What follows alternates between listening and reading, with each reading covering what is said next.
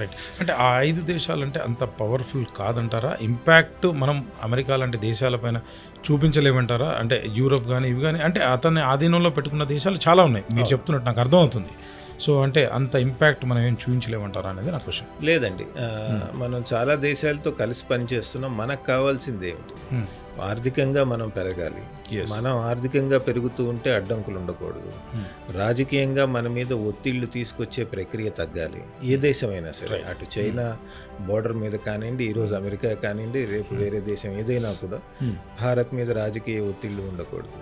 అలానే మన టెక్నాలజీ కానీ, మనం టెక్నాలజీ యాక్సెస్ చేయటంలో కూడా, అంటే మనం ఇంకా చాలా టెక్నాలజీ డెవలప్ చేయాల్సిన అవసరం ఉంది కదా మనకు. సో వేరే దేశాల నుంచి టెక్నాలజీ రాదు. సో ఇవన్నీ యాక్సెస్ చేయడానికి, తర్వాత ముఖ్యంగా గ్లోబల్ ఫైనాన్స్ మార్కెట్లో మన గొంతు వినపడాలి. మనకి కావాల్సినట్టుగా ఈ గ్లోబల్ ఫైనాన్షియల్ ఇన్స్టిట్యూషన్స్ ఏవైతే ఉన్నాయో, వరల్డ్ బ్యాంక్, IMF ఇలాంటివి ఉన్నాయి కదా, బ్రెటన్ వుడ్ ఇన్స్టిట్యూషన్స్ అంటారు, వాటిల్లో మనం కొద్దిగా బలపడాలి. సో ఇన్ని ఆబ్జెక్టివ్స్తో మనం చాలా వాటితో ఆర్గనైజేషన్స్తో కలిపి బ్రిక్స్ కానివ్వండి, అటు మళ్ళీ క్వాడ్ కానివ్వండి అమెరికాతో కలిసి. సో మనం ఏం చేస్తున్నాం అంటే దేన్ని కూడా ఒక దేశానికి వ్యతిరేకంగా అవసరమయ్యే ఫ్రేమ్వర్క్గా చూడట్లేదండి. బ్రిక్స్ ఉంటే కనుక నాకు ఇవి కావాలి, నాకు కావాల్సింది ఏంటి? ఇంటర్నేషనల్ ప్లాట్ఫామ్స్లో నా గొంతు వినపడాలి, ఇంకా బాగా వినపడాలి. అలానే రాజకీయ ఒత్తిళ్ళకి ఎదుర్కొనే శక్తి పెంచుకోవాలి. సో అందుకని ఇలాంటి బ్రిక్స్ ఫ్రేమ్వర్క్స్ అవి జాయిన్ అవుతున్నాం. చైనా వాటిని ఎలా చూస్తుందంటే మీరన్నట్టు యాంటీ అమెరికన్ ఫ్రేమ్వర్క్గా ఎలా మార్చచ్చు అని చైనా ప్రయత్నిస్తుంది. మనం వాదిస్తోంది ఏమిటంటే ఈ ఫ్రేమ్వర్క్స్ ఏవైతే ఉన్నాయో, బ్రిక్స్ ఏదైతే ఉందో, లేదా వేరే ఫ్రేమ్వర్క్స్ ఏవైతే ఉన్నాయో, G20 కానివ్వండి, RCI కానివ్వండి, ఇవన్నీ కూడా అభివృద్ధి చెందుతున్న దేశాలకి వాళ్ళ ఆర్థిక అవసరాలను తీర్చే విధంగా ఇవి వ్యవస్థలు పనిచేయాలని మనం ఎప్పటి నుంచో చెప్తున్నాం. మనం అలానే అప్రోచ్ అవుతున్నాం వాటి. అంటే సంజయ్ గారు, నాకు అర్థం కాదు, మీది రీసెర్చ్ సెంటర్ కాబట్టి పొలిటియా, నాకు అర్థం కాదు ఏంటంటే 30,000 కోట్ల జనాభా ఉన్నటువంటి అమెరికా, ఓకే విస్తీర్ణంలో పెద్దగా ఉంది, అది పక్కన పెడదాం కొంతసేపు. సో వర్క్ చేయాల్సిందంటే విస్తీర్ణం అనేది ముఖ్యం కాకుండా మనుషులే వర్క్ చేసేది. జపాన్ ఎట్లా డెవలప్ అయిందో మనం చూసాం. హిరోషిమా, నాగసాకి బాంబే వేసిన తర్వాత ఎలా రికవర్ అయిందో, అంటే అదొక చిన్న ఎగ్జాంపుల్, అది చాలా ఉండవచ్చు. సో ఇప్పుడు ఇండియా కావచ్చు, అంటే సెన్సెస్ జరగలేదు, నెక్స్ట్ ఇయర్ జరగబోతా ఉన్నాయి. సరే 140 కోట్లు అనుకుందాం యావరేజ్గా.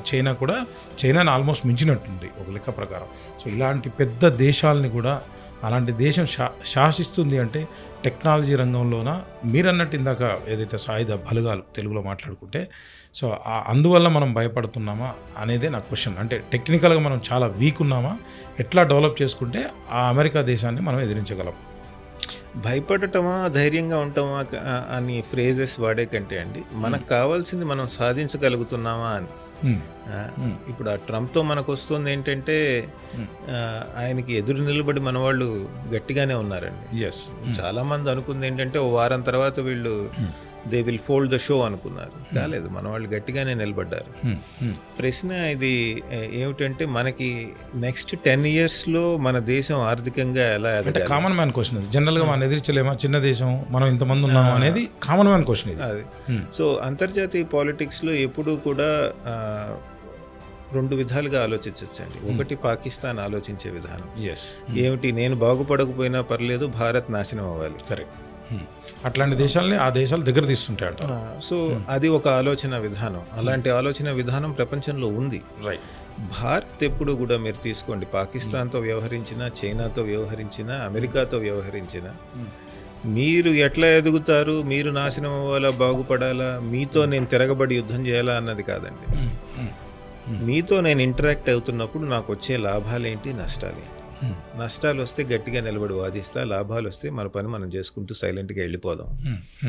దట్ ఈస్ ద స్ట్రాటజీ మంది. సో మనకి పాకిస్తాన్ లాంటి దేశాలకి చాలా క్లియర్ డిస్టింక్షన్ ఏంటంటే, వాళ్ళు శత్రువు నాశనం అయిపోతే కావాలి అనుకుంటారు, మనం మన ప్రజలు బాగుపడాలనుకుంటాం. సో ఇప్పుడు అమెరికా మన మీద ఏదన్నా చేస్తూ ఉంటే, ఇప్పుడు సుంకాలు విధిస్తూ ఉంటే, మనం అమెరికా విధించే సుంకాల యొక్క నెగటివ్ ఎఫెక్ట్స్ని ఎలా తగ్గించి పాజిటివ్గా వాడుకుని ఎలా ముందుకెళ్ళాలి అని ఆలోచిస్తున్నాం. కానీ అమెరికాకి తిరిగి దెబ్బతీయాలి ఇలాంటి ఆలోచన విధానం మన దగ్గర ఉండదండి. మనకు కావాల్సినంత వరకే మనం ప్రతిస్పందిస్తాం. అందుకనే మీరు చూడండి, చాలా ఇంపార్టెంట్ సెంటెన్స్ మన ప్రధాని మొన్న షాంఘై కోఆపరేషన్లో అన్నారు.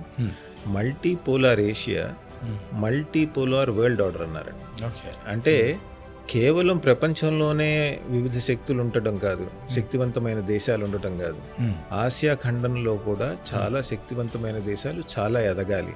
అంటే కేవలం చైనా ఆధిపత్యం కాదు అని చైనాలో ఇండైరెక్ట్ గా చెప్పారు. స్ట్రాంగ్ స్టేట్మెంట్ అంటారా, ఏం చెప్తారు సంజయ్? అది ఖచ్చితంగా స్ట్రాంగ్ స్టేట్మెంటే అండి. ఎందుకంటే చైనీస్ కి కానీ మిగతా దేశాలకు కానీ మనం క్లియర్ ఇండికేషన్ ఇచ్చాం. ఏంటంటే మేము ఈ రోజు ఈ టేబుల్ మీద కూర్చుని మాట్లాడుతున్నాం అంటే కేవలం అమెరికా మాతో గట్టిగా వ్యవహరిస్తోందని మీ దగ్గరికి పరిగెత్తుకు రావట్లేదు. మేము షాంఘై కోఆపరేషన్ ఆర్గనైజేషన్ కానివ్వండి, బ్రిక్స్ కానివ్వండి, వీటిల్లో ఎప్పటి నుంచో ఉన్నాం. ఈ రోజు మేము ఇక్కడ ఉన్నాము అంటే ఏదో వేరే దేశం మాతో గట్టిగా ప్రవర్తించడం వల్ల కాదు. మాకు సాధించాల్సిన ఆశయాలు కొన్ని ఉన్నాయి అంతర్జాతీయ పాలిటిక్స్లో. కాబట్టి మేము సాధించడానికి ఈ టేబుల్ మీద కూర్చున్నాం. మాకు కావాల్సింది ఏమిటంటే ఆసియాలో ఎవరి ఆధిపత్యము నడవకూడదు.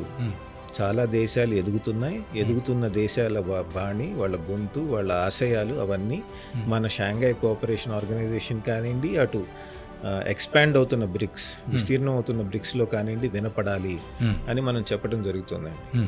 ఒక విధంగా చూస్తే కనుక అమెరికా మన మీద ఇంత ఒత్తిడి తెస్తున్న తరుణంలో చైనాలో వెళ్ళి ఇలాంటి స్టేట్మెంట్ ఇవ్వటం అన్నది ఎంతో కాన్ఫిడెంట్గా చెప్పడం జరుగుతుంది.